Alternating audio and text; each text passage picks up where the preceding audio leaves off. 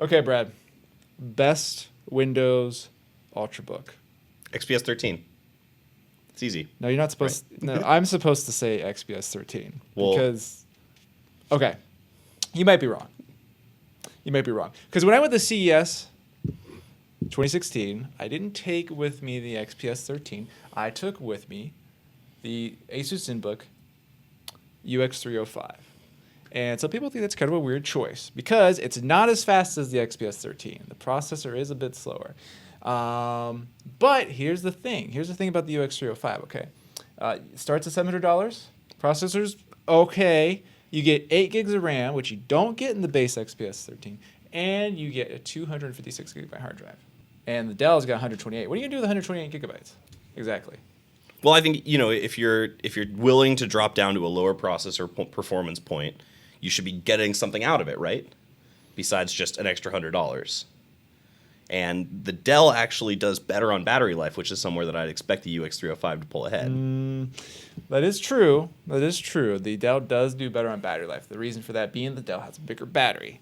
We haven't quite figured out how to change the law of physics yet. So bigger batteries are usually a good thing. But the UX305 battery is not bad. We can test it around 5-6 hours and pretty heavy use because we do not mess around with our battery life tests. We're not too easy on them. So I feel like that's pretty good. Usually, like I said, used it at CS 2016, did not have a problem with the battery life at all. And for a lot of people, maybe the extra $100, if you're not actually gonna be sitting there at the end of the day and being like, well, my battery's like shot. If either one of the systems will get you through, maybe that'll be all right. You go with the UX305. Well, what if you do have a little bit extra to spend? Then don't you want that boost in performance, the higher resolution screen? I feel like you do a little better at the high end on the Dell XPS 13. The high end? Are most people going to be spending $700 or $800 on a computer and Yes. not even looking at the higher configurations? Yes.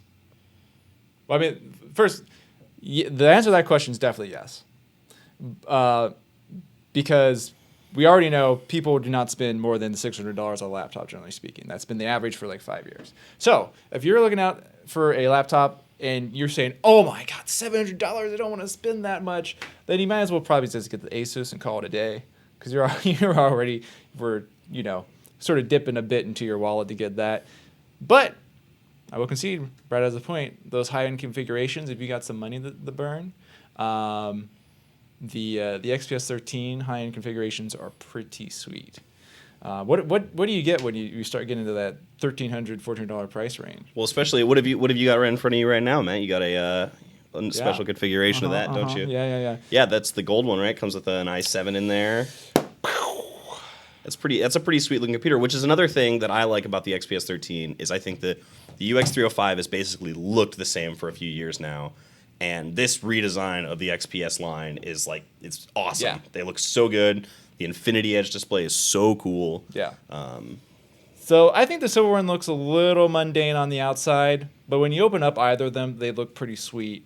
The gold one is awesome. Another thing about these high-end configurations is XPS 13, this has a Core i7 processor, full Core i7 6560U, I believe it is, and it's fast, man. And then you got these PCI Express hard drives in them, also really quick. So we're talking about, not only is the battery life really solid on these systems, but we're talking about an Ultrabook that is pretty much the quickest you're going to get.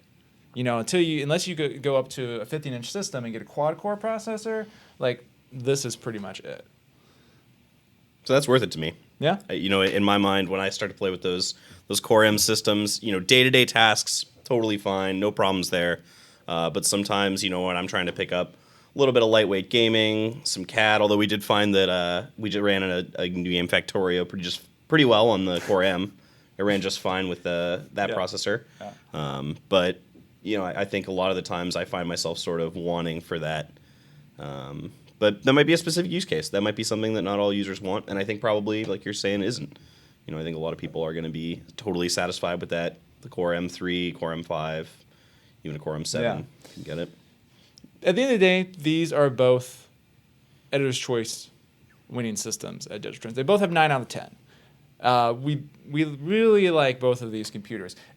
I think the verdict is, if you don't have a lot of money to spend, then yeah, definitely the Zenbook UX305 is probably the way to go. It's a really solid all-around system. Spec-wise, you do get more RAM, more hard drive space for the same price than you get with the Dell XPS 13.